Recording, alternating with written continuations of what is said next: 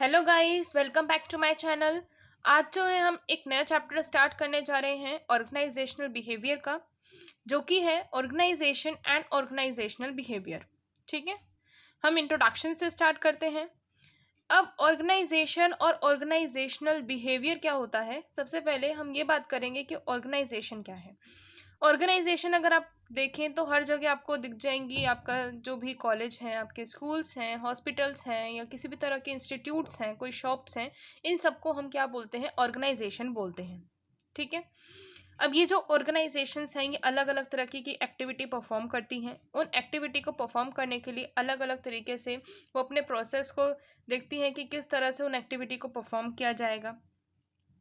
उस एक्टिविटी जो वो परफॉर्म कर रही हैं, या जो उनकी ऑर्गेनाइजेशन है उसका नेचर कैसा है, या उसका बिहेवियर कैसा है, उसको हम देखते हैं ऑर्गेनाइजेशनल बिहेवियर के अंदर।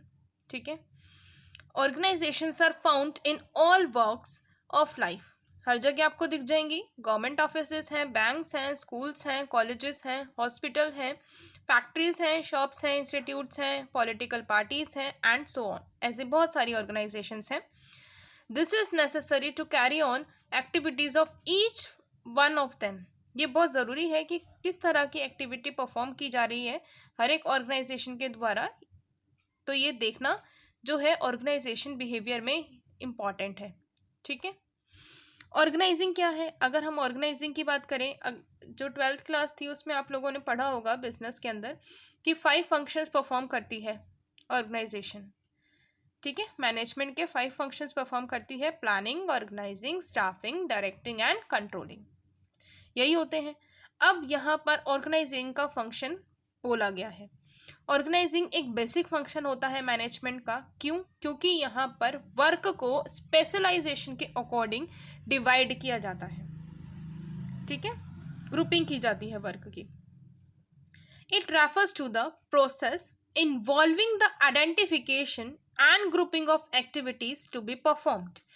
यहाँ पर ये बोला गया कि ये वो प्रोसेस है जहाँ पर जो वर्क है या जो एक्टिविटी है उनको आइडेंटिफाई किया जाता है, फिर उस वर्क की ग्रुपिंग की जाती है उन एक्टिविटीज़ की जो भी आगे परफॉर्म करना है, and defining and establishing the authority responsibility relationship. Authority और रिस्पॉन्सिबिलिटी का जो रिलेशनशिप है उसको भी स्टैब्लिश करना और डिफाइन करना कि कौन सा पर्सन किसके लिए रिस्पॉन्सिबल है और कौन सा पर्सन क्या काम करेगा। ठीक है, ये सारा कहाँ होता है? ऑर्गेनाइजिंग के अंदर होता है। तो वही बेसिक फंक्शन की बात है। अब ऑर्गेनाइजेशन की यहाँ पर डेफिनेशन है। ऑर्गेनाइजेशन एक ऐसा प्लेस है जहाँ पर 2 या 2 से ज़्यादा पर्सन मिलकर एक साथ काम करते हैं स्ट्रक्चर्ड वे में। बिल्कुल एक स्ट्रक्चर्ड वे में काम करते हैं। और किस लिए काम करते हैं? अचीव करने के लिए स्पेसिफिक गोल या फिर सेट ऑफ गोल्स को।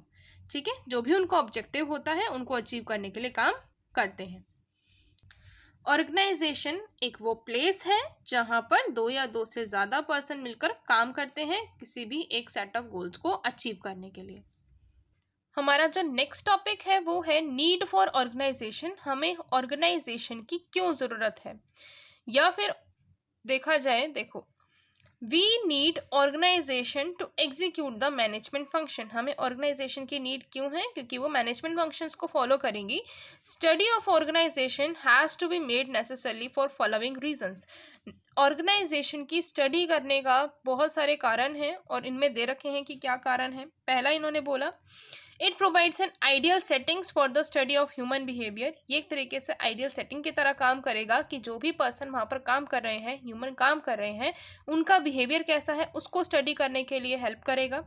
The study of organisation reads The study of organization leads to man's important discoveries that are vital for the continued well-being of the institutes particularly and the society in general. इन्होंने ये बोला कि अगर जैसे हम organisation जो है अगर हम उसको रीड करते हैं, उसकी स्टडी करते हैं, तो उससे क्या होगा, जो हमारे ऑर्गेनाइजेशन के अंदर इम्पॉर्टेंट पर्सन्स हैं जो कि काम कर रहे हैं, उनसे उनकी वेल बीइंग के बारे में पता चलेगा कि उनका बिहेवियर कैसा है, वो किस तरह से काम कर रहे हैं, उनका क्या एक स्पेशलाइजेशन है। ठीक है, तो यहाँ पर मेन हमें जो maths important discoveries important discoveries का एक तरीके से पता चलेगा मैंस की, ठीक है, वहाँ पर ये देखा जाएगा। अगर हम इंस्टीट्यूशंस की बात करें तो इंस्टीट्यूशन में हम ये देखेंगे, पर्टिकुलरली देखेंगे कि पर्सन किस काम आ सकता है उस इंस्टीट्यूशन में। लेकिन अगर हम सोसाइटी की बात करें तो इन जनरल उसका बिहेवियर कैसा है, उस पर्सन का जो नेचर है या उस पर्सन का जो काम करने का तरीका है वो कैसा है। तो इन सब से ये पता चलता है, इसलिए हम ऑर्गेनाइजेशन की स्टडी करते हैं, जिसकी वजह से हमें ह्यूमन बिहेवियर की भी स्टडी का जो बेनिफिट है वो मिल जाता है।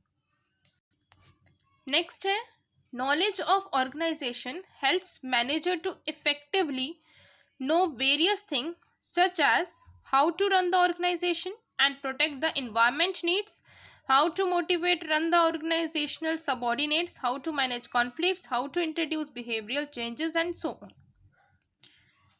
जो नॉलेज होती है ऑर्गेनाइजेशन की वो हेल्प करती है मैनेजर्स को कि वो टाइमली ये जान सकें कि जैसे अगर ऑर्गेनाइजेशन रन हो रही है तो उसको किस तरह से रन किया जाए, प्रोटेक्ट किस तरह से किया जाएगा, किसी भी तरह के एनवायरमेंटल चेंजेस आ रहे हैं, अगर जो ऑर्गेनाइजेशनल के जो पर्सन्स हैं जो भी वहाँ पे काम कर रहे हैं उनको किस तरह से मोटिवेट किया जाए, किस तरह से अगर कोई भी कॉन्फ्लिक्ट हो रहा है उसको मैनेज किया जाए, और how to introduce behavioural changes, अगर कोई बिहेवियरल चेंजेस आ रहे हैं तो उसको भी किस तरह से इंट्रोड्यूस किया जाए। ये सारे के सारे जो फैक्टर्स हैं या वेरियस थिंग्स हैं इनको जानने में, इनको टाइमली देखने में हेल्प करता है नॉलेज ऑफ ऑर्गेनाइजेशन, ठीक है।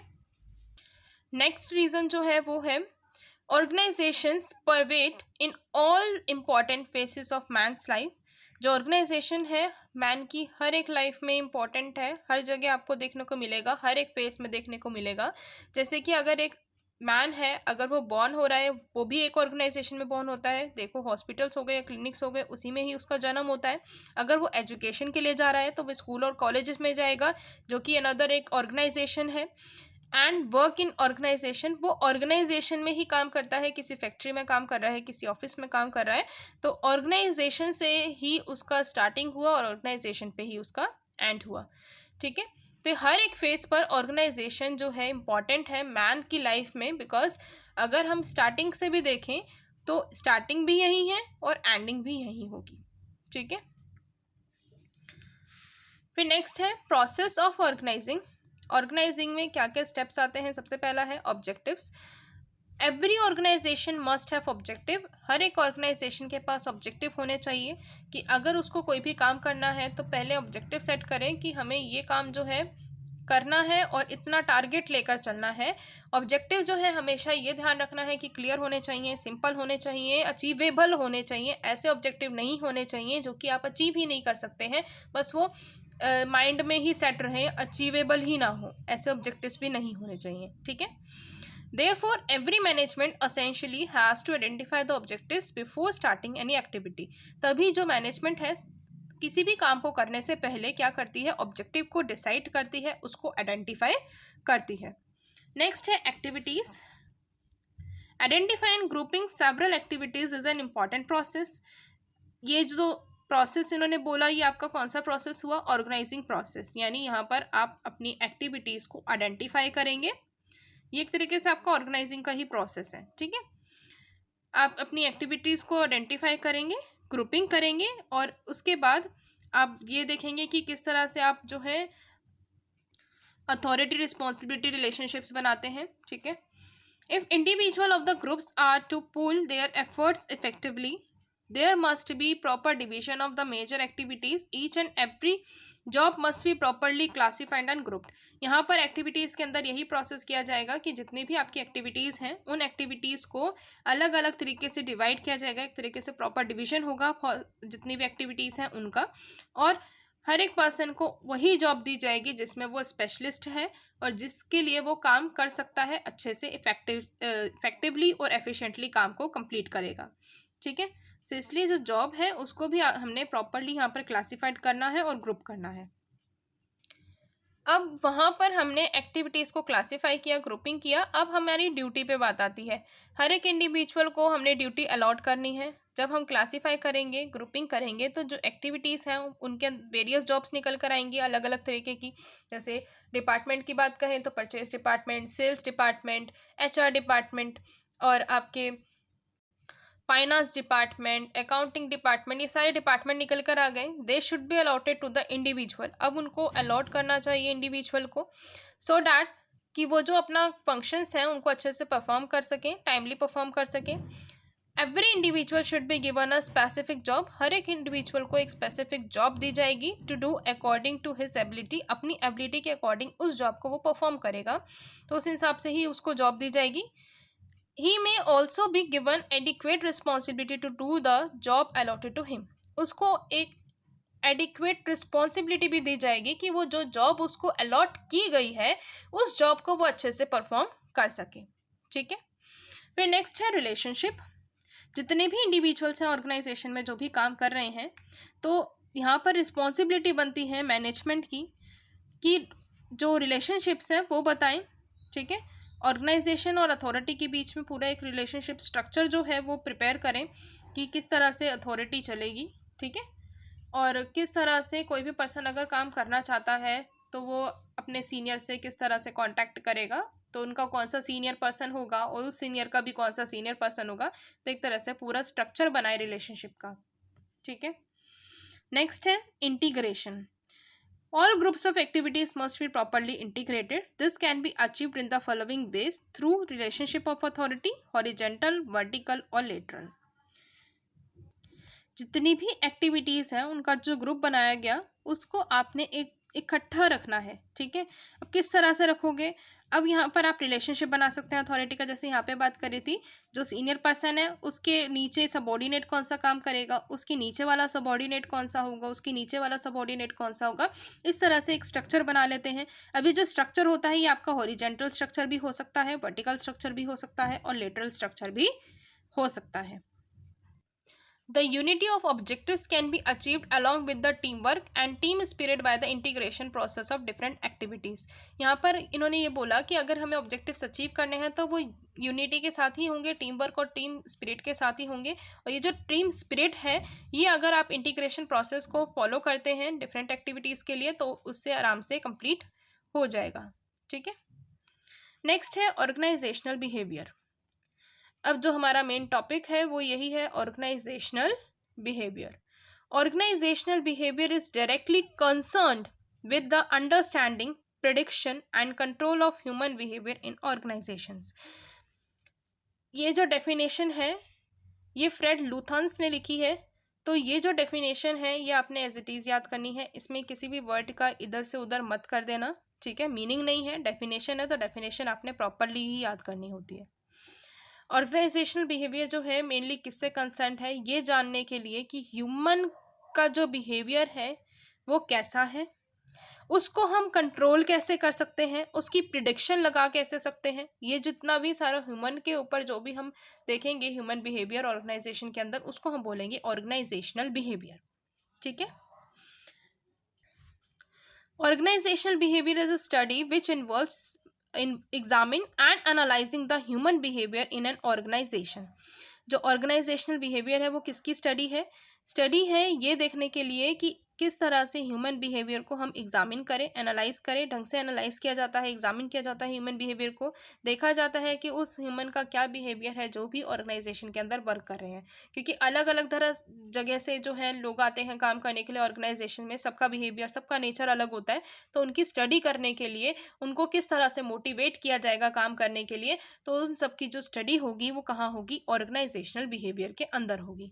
ठीक है, ऑर्गेनाइजेशन डिवाइड होती है किसके अंदर, टॉप लेवल के अंदर, मिडल लेवल के अंदर और लोअर लेवल के अंदर। टॉप लेवल में कौन से पर्सन्स होते हैं, जो कि ऑनर्स होते हैं उस ऑर्गेनाइजेशन के।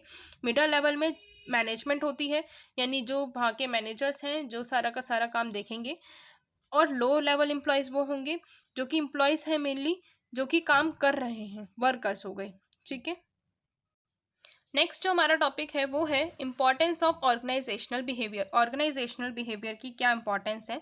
सबसे पहला है स्किल इम्प्रूवमेंट। स्किल इम्प्रूवमेंट क्या है? अगर हम ऑर्गेनाइजेशनल बिहेवियर की स्टडी करते हैं तो उसकी वजह से हम जो है हमारे को हेल्प मिलती है कि जो स्किल्स हैं उसको इम्प्रूव किया जा सके। अब मुझे पता है कि एक पर्सन इस चीज़ में स्पेशलिस्ट है लेकिन वो वही पर्सन दूसरा काम भी आसानी से कर सकता है, तो उसकी स्किल को इम्प्रूव करने के लिए हम हमने पहले क्या करा, उसकी स्टडी करी, उस पर्सन के बिहेवियर को देखा, उस पर्सन के नेचर को देखा, उस पर्सन की एबिलिटी को देखा कि वो किस तरह से काम कर रहा है। तो उससे क्या होता है, हम लोग और भी नॉलेज उनको प्रोवाइड कर देते हैं, जिसकी वजह से उनकी स्किल इम्प्रूवमेंट होती है। This includes the ability of employees and the use of knowledge to become more efficient. यहाँ पर एबिलिटी ऑफ एम्प्लॉयज जो है वो इंक्लूड है, और जो नॉलेज वो यूज़ कर रहे हैं उसको और एफिशिएंट बनाने के लिए यहाँ पर काम किया जाता है ऑर्गेनाइजेशनल बिहेवियर में। ये जो है इम्प्रूव करती है managers as well as other employees work skills.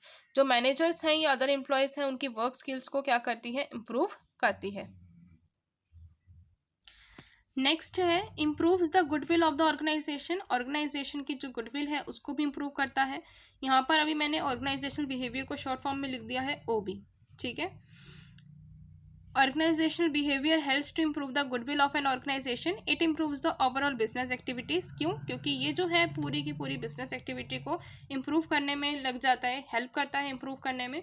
अब जो वहाँ के ऑर्गेनाइजेशन में जो पर्सनस हैं उनकी जैसे स्किल इम्प्रूव हो रही है, वो और एफिशिएंट काम करेंगे, तो उससे क्या होगा, अच्छा काम होगा, तो ऑर्गेनाइजेशन की कहीं ना कहीं रेपुटेशन बढ़ेगी, ठीक है। Organisational behaviour helps organisation increase their efficiency and productivity. Organisation behaviour जो है हेल्प करता है ऑर्गेनाइजेशंस को कि वो अपनी एफिशिएंसी को और प्रोडक्टिविटी दोनों को बढ़ा सके। This may eventually lead to an increase in the profit of the organisation. इससे क्या होगा, जो ऑर्गेनाइजेशन है उनके प्रॉफिट्स भी कहीं ना कहीं बढ़ेंगे, ठीक है। नेक्स्ट है creates better environment in the organisation. Organisational behaviour जो है वो हेल्प करता है कि एक ethical, healthy and smooth working environment को क्रिएट किया जाए एम्प्लॉयज़ के लिए ऑर्गेनाइजेशन के अंदर। तो इस वजह से क्या होता है, अच्छा इन्वायरमेंट होगा तो एम्प्लॉयज़ भी अच्छे से और फ्रेश माइंड से वर्क करते हैं। अब यहाँ पर मैंने ये बोला कि वो फ्रेश माइंड से वर्क करते हैं। अब ये जो इन्वायरमेंट है किस तरह से क्रिएट किया जाएगा, पहले उनकी जो नेचर है, उनका जितना भी एबिलिटी वगैरह है सबको देखा जाता है, ओवरऑल उनकी स्टडी की जाती है ह्यूमंस की, उसके हिसाब से ही उस इन्वायरमेंट को सेटअप किया जाता है, ठीक है। नेक्स्ट है optimum and better utilisation of resources. जो ऑर्गेनाइजेशन बिहेवियर है वो हेल्प करता है मैनेजर को टू अंडरस्टैंड, ये अंडरस्टैंड करने के लिए कि जो उनके एम्प्लॉय हैं उनके वर्क करने का स्टाइल क्या है, उनकी स्किल्स क्या है, बहुत अच्छे तरीके में उनको बताता है, उनको हेल्प करता है जानने में। अगर वो जब ह्यूमन के बिहेवियर को समझ जाएंगे तो मैनेजमेंट जो है उनको ट्रेनिंग दिला सकते हैं बाद में, और उनको मोटिवेट कर सकते हैं उनके बिहेवियर के अकॉर्डिंग कि वो ज़्यादा से ज़्यादा ऑप्टिमम यूटिलाइज करे रिसोर्सेज का, ठीक है। सो इससे क्या होगा, जितने भी ऑर्गेनाइजेशन के जो रिसोर्सेज हैं उनका ऑप्टिमम और बेटर यूटिलाइजेशन हो पाएगा। फिर नेक्स्ट है helps in understanding human behaviour. Human behaviour को अंडरस्टैंड करने में भी हेल्प करता है। Human beings interact differently and this interaction can be understood with the help of organisational behaviour. अब जो ह्यूमन बींग्स हैं वो अलग अलग तरीके से इंट्रैक्शन रखते हैं, ठीक है। किसी भी पर्सन से बात करने का उनका तरीका क्या है, किसी भी पर्सन से वो अगर कोई बात करते हैं या अगर वो मैनेजर से बात कर रहे हैं तो उनका क्या तरीका है, ये सब कुछ देखने के लिए ऑर्गेनाइजेशनल बिहेवियर की स्टडी करना इंपॉर्टेंट है। And hence organisational behaviour is studied at various levels. हर एक लेवल पर स्टडी करता है as per the organisational need. जैसे भी ऑर्गेनाइजेशन की नीड होती है उस हिसाब से उन पर्सनस के बिहेवियर को स्टडी करने में हेल्प मिलती है थ्रू द ऑर्गेनाइजेशनल बिहेवियर। अब ऑर्गेनाइजेशनल नीड्स कैसे हो सकती हैं, इंडिविजुअल लेवल पर हो सकती हैं, इंटरपर्सनल लेवल पर हो सकती हैं, ग्रुप लेवल पर हो सकती है, और इंटर ग्रुप लेवल पर भी हो सकती हैं। उनकी जो ऑर्गेनाइजेशन की जो नीड्स हैं उसके अकॉर्डिंग, अब ऑर्गेनाइजेशन की नीड्स के अकॉर्डिंग जो ह्यूमन जो है उनके बिहेवियर को स्टडी करने में ऑर्गेनाइजेशनल बिहेवियर हेल्प करता है। Helps in understanding leadership concepts. जो ऑर्गेनाइजेशनल बिहेवियर है वो हेल्प करता है मैनेजर्स को कि वो लीडरशिप की थ्योरी को भी देखें, लीडरशिप के कॉन्सेप्ट को भी अंडरस्टैंड करें from a new perspective. It helps in identifying multiple leadership styles and choosing the most appropriate style of leadership in that condition. देखिए लीडरशिप स्टाइल्स को देखते हैं, अलग अलग तरीके के लीडरशिप स्टाइल्स होते हैं, ठीक है। ऑटोक्रेटिक स्टाइल होता है वगैरह वगैरह और भी होते हैं, ठीक है। तो उन स्टाइल को देखा जाता है अकॉर्डिंग टू द कंडीशन किस तरह की कंडीशन है उसके हिसाब से उनमें से कोई भी लीडरशिप अच्छा सा जो भी अप्रोप्रिएट लगता है उसको सिलेक्ट कर लेते हैं और वही स्टाइल को चूज कर लेते हैं। तो यानी यहाँ पर लीडरशिप के कॉन्सेप्ट को भी देखने में, उनको अंडरस्टैंड करने में जो ऑर्गेनाइजेशनल बिहेवियर है वो हेल्प करता है। ठीक है, नेक्स्ट है evaluation of communication process. Effective communication is a joint step towards achieving organisational goals. Half the work is done if employees learn to communicate effectively. Organization behavior evaluates the communication process and its roles in interpersonal dynamics.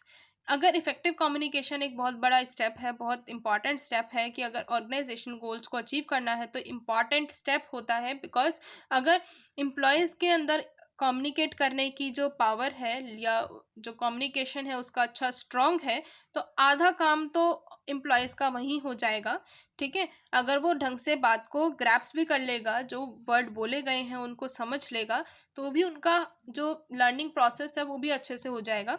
तो इससे क्या होता है कि अगर organisation में communication जो है एम्प्लॉयज़ का स्ट्रॉन्ग है तो कहीं ना कहीं जो ऑब्जेक्टिव्स हैं उनको अचीव करने में हेल्प होती है।